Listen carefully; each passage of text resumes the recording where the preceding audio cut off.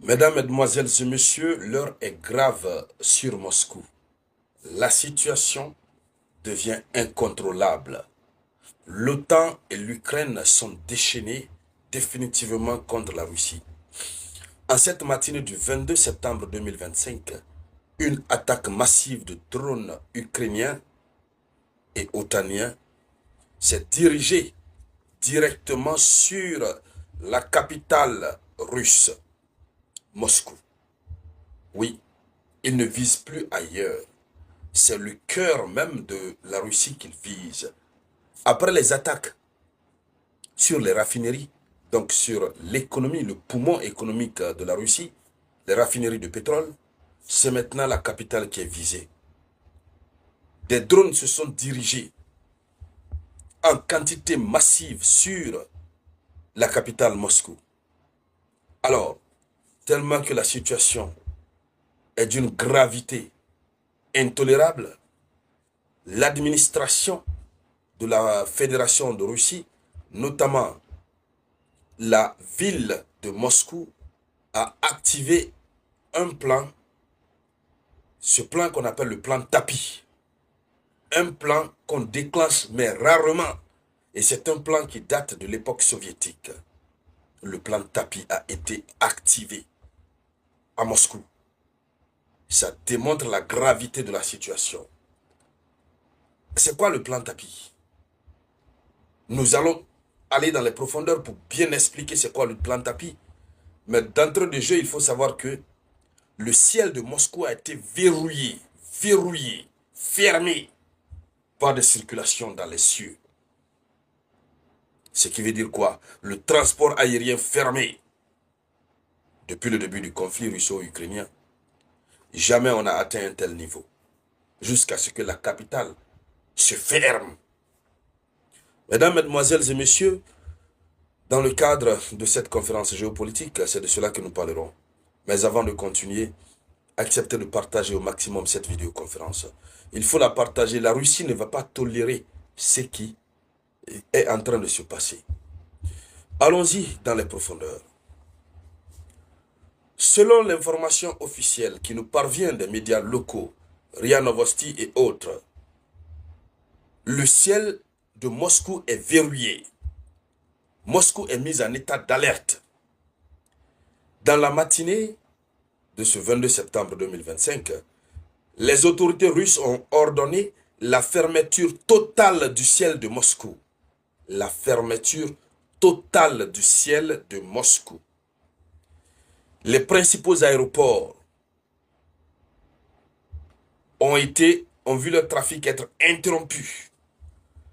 Que ce soit l'aéroport de Sheremetyevo, l'aéroport de Dedovo, de Nouvoko, de Djouvoski, c'est pas facile de prononcer les noms, ces noms russes sont très compliqués.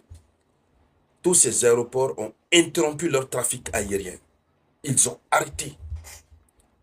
Là où on te dit que le ciel est fermé, et tu vas laisser ton avion décoller, tu ne sais pas quel drone va sortir par là. C'est-à-dire la technique de saturation que la Russie a l'habitude d'utiliser en Ukraine, c'est cette technique que l'Ukraine aussi est en train d'utiliser. Mais l'Ukraine a saturé le ciel de Moscou. Ce qui fait que le plan tapis a été activé. Or, il est très rare de voir ce plan être activé. Surtout, nous sommes dans un moment où la Russie procède à une grande exposition nucléaire. Alors, le plan tapis qui a été déclenché est un protocole militaire d'urgence qui est activé lors d'une menace aérienne directe. Lorsqu'il y a une menace aérienne directe, ce protocole militaire d'urgence est activé. Voyons voir c'est quoi le plan tapis concrètement. Oui, qu'est-ce que le plan tapis? C'est la mise en place à l'époque soviétique. Elle a été mise en place, j'allais dire, à l'époque soviétique. Ce plan est déclenché en cas de menace aérienne sur Moscou. Donc c'est un plan spécialement pour Moscou. Ou sur une autre ville extrêmement stratégique comme Saint-Pétersbourg. Concrètement, le plan tapis consiste en quoi? Je veux voir beaucoup de partages, s'il vous plaît.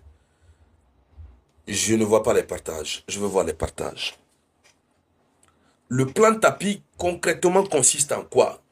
Ça consiste en la fermeture immédiate du ciel à toute aviation civile. Donc, tout ce qui est avion civil, on ferme le ciel. Ce sont les avions militaires qui sont là. Ça veut dire, en quelque sorte, nous sommes dans un état de guerre. C'est ce que ça veut dire. Deuxièmement, ça c'était un. Deuxièmement, quand le plan tapis est activé, on ferme immédiatement le ciel de l'aviation civile. On assiste à la mobilisation des batteries de défense aérienne.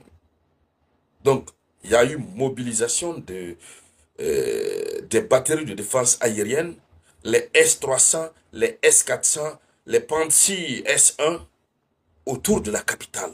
C'est pour sécuriser la capitale. Pour que dès qu'on entend fin, on fait caca, gadao. Fin, caca, gadao. Et vous voyez que, évidemment, ils ont réussi à anéantir. Alors, troisièmement, je vous explique quand le plan tapis est activé, ça consiste concrètement en quoi?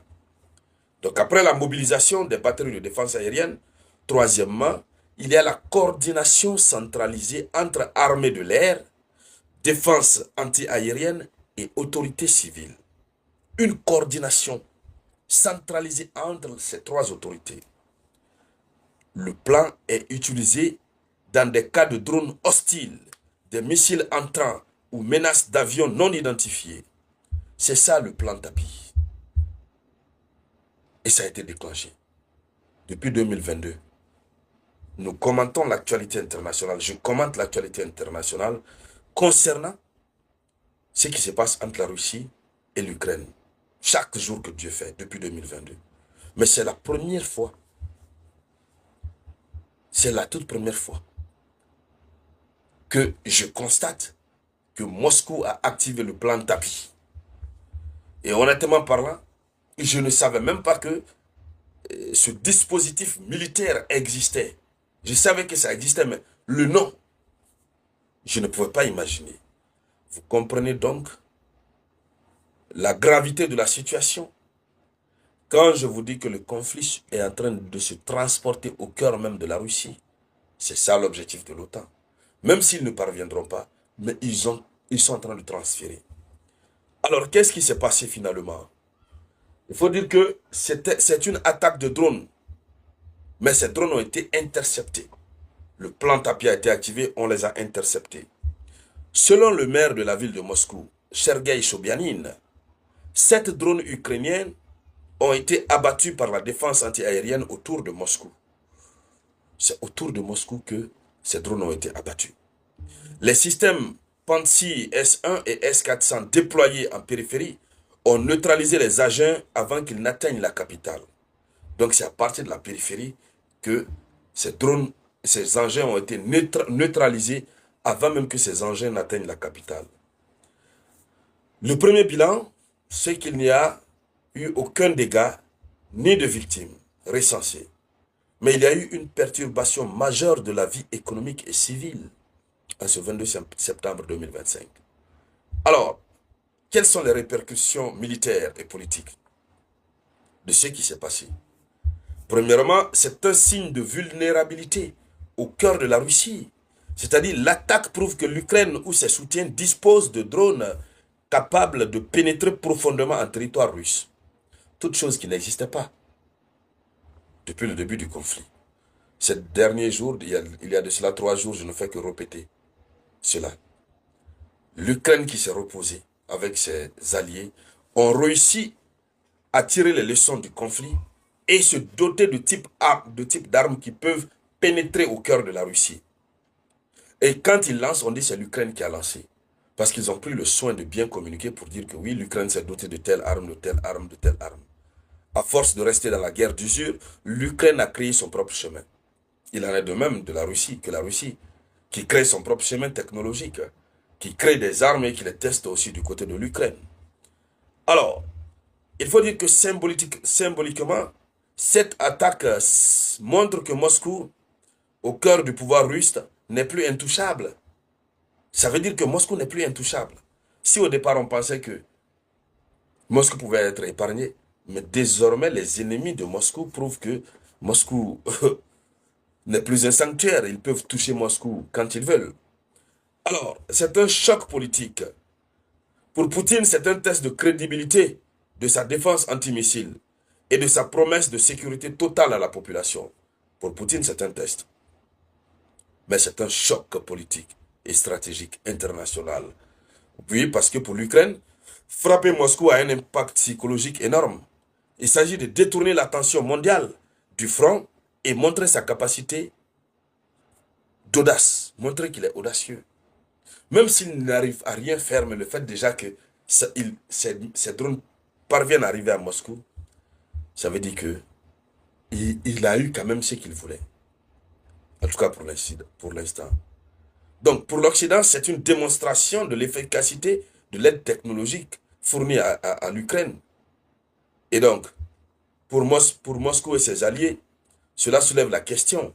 La Russie peut-elle vraiment protéger son propre territoire? Il y a cette question qui se pose. Hein. Que ce soit la Chine, l'Iran et les pays africains, il y a cette question qui se pose. Et donc, mesdames, mesdemoiselles et messieurs, c'était ça la une de l'actualité. Nous allons continuer de suivre cette actualité. Tout ce qui va en découler, on reviendra en parler ici sur la tribune d'éveil des consciences. Merci donc à toutes et à tous. C'était la voix de votre humble serviteur, le Samouraï.